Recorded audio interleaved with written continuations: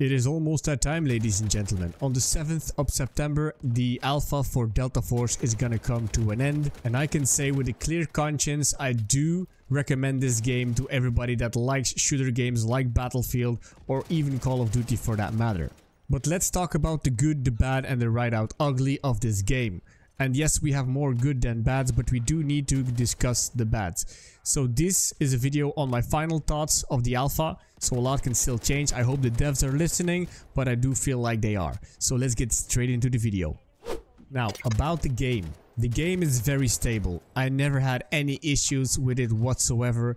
It ran fine on my 3080, no complaints. I've heard people with less of a rig and they still ran it perfectly fine. So you can basically run this on a potato if you want to. You will still get a playable experience. The gameplay is awesome, the guns are awesome, there is no input delay whatsoever, not as far as I can tell, and you can customize to your heart content. If you have an open slot and you have the weapon maxed out, you can fill in every slot on the weapon. You can calibrate the way you want them to. You can really put the gun through your liking. So the gunsmith is a really plus on my side. It is a little weird with the hidden like information that is there. You can see that on a previous video of mine. Feel free to check that one out. I will leave all the guides of my videos down below, so if you want to check those out, gun guides, these weaponsmith guides, so everything will be there if you want to check it out. Anyway, I digress. The game has a green flag in my opinion on the fact that there's no Battlefield in sight. They're still heavily in development. We have no news whatsoever on the new upcoming Battlefield title. A lot of people has lost faith in the EA and DICE development team because myself, I got sucked in buying Battlefield 2042 and I was disappointed, like many of you guys probably are as well. The new Call of Duty Black Ops 6 is in beta now, and I've heard a lot of complaints by a lot of streamers, a lot of YouTubers. That being said, the Delta Force team has a very good opportunity. The window is there. You guys can make this happen. You got a solid base of a game. Which brings me to some concerns I do have about the game. It is gonna be free to play, as I mentioned before, which means they can monetize it the way they want it to. And we do hope, and I think I speak for the majority of the community, I do hope they will not go down the pay to win route. They have said multiple times in some other videos I've watched, they will not go to the pay to win route. So if they do that, and this is a promise I make, I never bought a battle pass. I never did that in my whole life. But if this game is not pay to win, I will buy my first ever battle pass on this game because they earn it. If they can pull this off, I will buy myself a battle pass. So please, devs, if you're watching this, do this game and your community justice by committing to your promise. And I will commit to my promise. I will put some money into the game if this is a reality. So a lot of good things have been said about the game on my end. I can speak a lot more about some good stuff, but I think the most important stuff has been covered. Getting stuck on the terrain and not being able to vault as easily is something you quickly realize when you play this game. I played over 50 hours I think, and the more you play it, the more it gets apparent because your movement is getting quicker, you're getting to know the maps, you know where you get stuck on. So yeah. Vaulting, movement can still use a little bit of work. Now onto the maps. The maps themselves, the more you play it, the more you get to know them, the better you feel about the maps, in my personal opinion. There's two maps in the game right now, which Cracked is one of my favorites. I am an infantry player, so CQB is more my cup of tea. And they don't have that much vehicle superiority, so I do like Cracked more than I like Ascension. So maps aside, they can still use some work here and there. Don't know if they have more maps planned. Let's see if those are any better than the ones they are now. I think for Ascension, I would give it a solid 6.